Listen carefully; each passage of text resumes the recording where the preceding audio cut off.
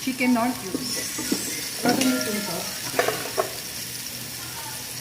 native chicken. Gagawa tayo ng native na chicken na sinabawan. Maraming tanglad. Native.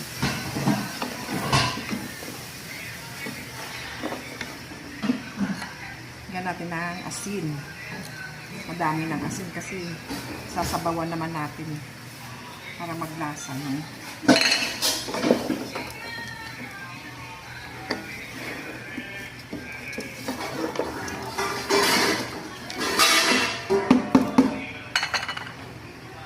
Okay, nagisa na natin ng mabuti ang ating native chicken. Lagyan na natin ng sabaw.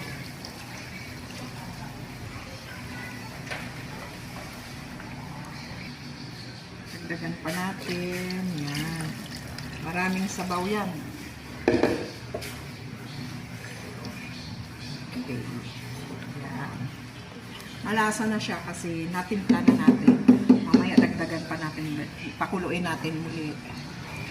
Kumukulo na. Lalagay na natin ang ating tanglad. 2, 3, 4. Marami siyang tanglad. Tapos, takpan natin.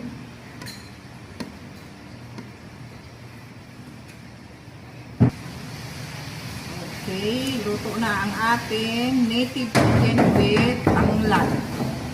Yan lang, ang sarap. Lakas ng hangin. Hey! Tikman natin.